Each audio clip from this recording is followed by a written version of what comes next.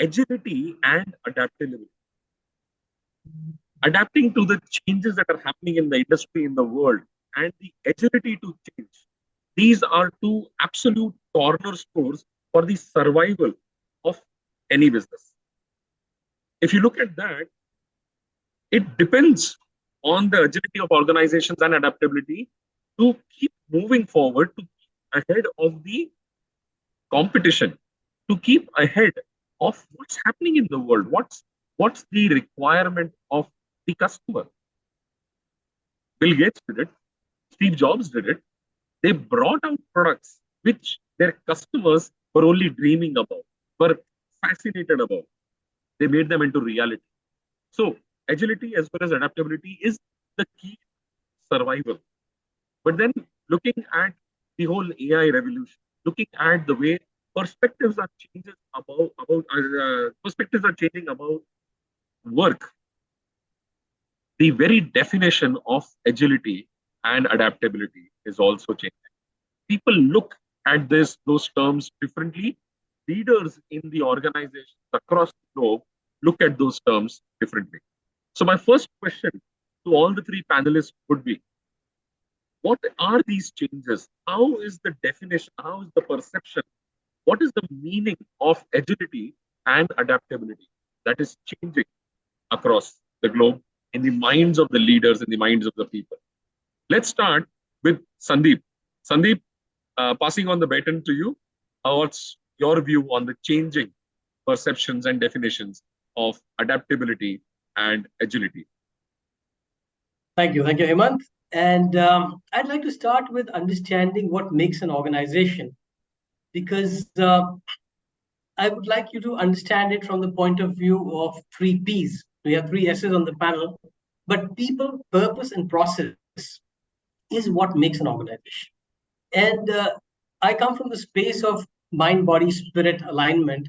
And if you really examine it, people are the body of an organization. Processes are the mind of an organization. And the purpose is the driving spirit of an organization. So if we bring mind, body, and spirit in alignment, then we get that aspect of agility and adaptability going much faster for an individual, likewise for an organization. So if within these three P's, we look at the purpose aspect, for instance, purpose is formed by whom? By the people who found the organization, right? And processes, again, are formed in order to scale the organization, in order to give standards to the customers and make a predictability around the organization's delivery, also done by people. So I'm going to spend time in this discussion today on the people aspect of agility and adaptability in organizations. And people, Hemant, they learn through stories. So the best story that comes to my mind to really get a perspective of the importance of agility and adaptability is the hare and the tortoise. Because the hare was agile. The hare was an individual that could move quickly. The tortoise is adaptable. The tortoise can swim in the water, can run on the land. And because of its adaptability, the tortoise has a much longer lifespan than the hare. So whatever happened to the race and the various versions of the race, I'd like you to know that this movie that came out, the Kung Fu Panda, the master was a tortoise, Master Oogway, which means that if you have the adaptability, even an illustrator or somebody who conceived that story thought of a tortoise for a Kung Fu master. You can have the adaptability and the agility together.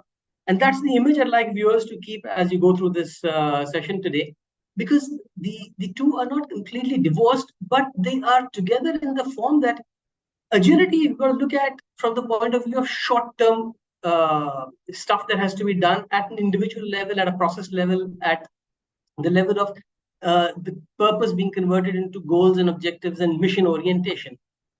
But adaptability has to be looked at in terms of long-term.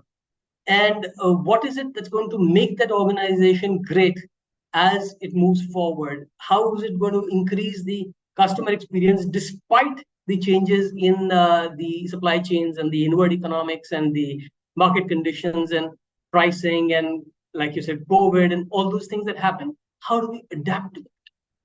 So before I hand over back to you, Hemant, I just like to keep in mind that since we're talking about people here, let's look at the reptilian brain when we think about the concept of agility, because that is the brain that responds to the survival instinct, that responds to the reflexes. And to be agile, one's got to tune into that mind and not the rest of the cerebral cortex, where we process a lot more stuff. So we'll talk more about that, but I'll hand over back to you for the moment. Thank you. Fantastic, fantastic. That's a great start. You have expanded the worldview around agility and adaptability. But let me bring in Salim now. Salim, your views on the subject. So, Okay. Salim, your perspective on the changing perspective of Yes, and I agility. was saying thank you to Sandeep to give that view. And this is the first time I'm able to I've heard an example like this, so it really broadens the scope of how we are thinking. But coming back to the topic, Hemant, when it comes to agility and adaptability, right? One classic example which comes to my mind is when COVID hit. The first thing what the government did was they asked our military establishments to start manufacturing ventilators and PP kits, right? So if you look at it, an organization from a point where they are actually focused on building weapons to move to manufacturing PP kits and ventilators, that is true agility and adaptability based on the current needs, right? So if you go back, what for an organization, what it really means is it is basically to change in the current context of customers, of competition, of collaboration, to adapt to a structure which is the need of the hour, and also change the culture and strategy. So the military folks really moved everything to make sure they serve the purpose which is the need of the hour, and that is what really means being truly in a agile and adaptable structure. So we also have seen companies like Spotify, Netflix, Amazon, Zappos, right? They have moved or transformed in a very quick time, and they are the leaders now because of that inherent nature where they're able to adapt to the current circumstance or to the current customer needs, and that is really what will help organizations be successful in the current world. Back to you, Hemant. Fantastic, fantastic, fantastic army example, I would say. And that's just one example. But if we go back that period and we were to look at it with a very operational mind, we would find out the kind of preparation at a country level, in fact, at a global level, that was mobilized, and so many initiatives were mobilized, machinery was mobilized, uh, funds, resources, everything mobilized and kept ready for multiple alternative scenarios. That's an amazing amount of, I would say, agility, which a lot of countries displayed. And it served them well with COVID not really taking a death toll, which was very, very high. They were able to control it in many ways. But of course, in some places, COVID also came with a force and took many by surprise. But fantastic examples, and the military example really serves us right. So, with that, we transition to Sridhar, your perspective. Yeah, thanks, Hemant, and thanks, Salim, for such a wonderful examples, both Sandeep and Salim. So, in my perspective, right, we have seen, I mean, I'll come from the data and technology perspective. So, we have seen a lot of new technologies and cloud offerings being available, and this has made businesses reimagine the way they do businesses, right? We have seen Uberization of offerings, right? Like, for example, we have seen Ubers of the world coming in. We have seen Zomatos, Swiggies, and all these companies trying to bring in new dimension to how people thought about doing things, right? Like, for example, if I have to quote someone, right, do less with more, right? So they try to get a technology in and they don't actually own any of the resources that they are using it, right? It's all outsourced, and they're just crowdsourcing it. So they did a lot of things, reimagined. A lot of companies have come up, and a lot of companies have even closed because they have not,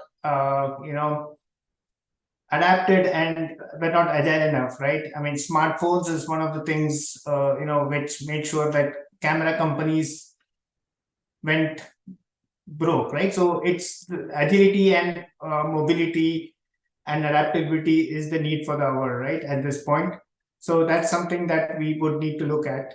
Advent of AI, provides businesses to adapt quickly to changes in circumstances and be more advanced in the way they respond, and learn, right? Like AI technologies help them learn better, provide better recommendations, and that's a way that businesses need to adopt AI, learn. I mean, there are recommendation engines in play today, like Netflix and other, they are able to do it, but AI gives them a more, will give them a much more wider breadth and depth to give their users a very specific recommendations, and they know, and that's the way it's going to be, going forward, right? As they develop self-learning, and changing behaviors based on circumstances.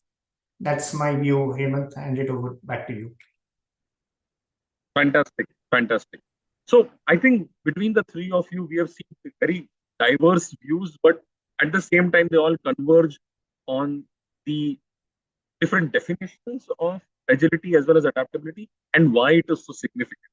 And we understand that. In fact, if you look at it, agility as well as adaptability has been major challenges for any large organization. A few of them have been able to crack it. They have been able to keep themselves ahead of the curve by being very agile, being very adaptable. In fact, going beyond what is, rather than responding or reacting to the market, they are trying to preempt the market and go ahead of it.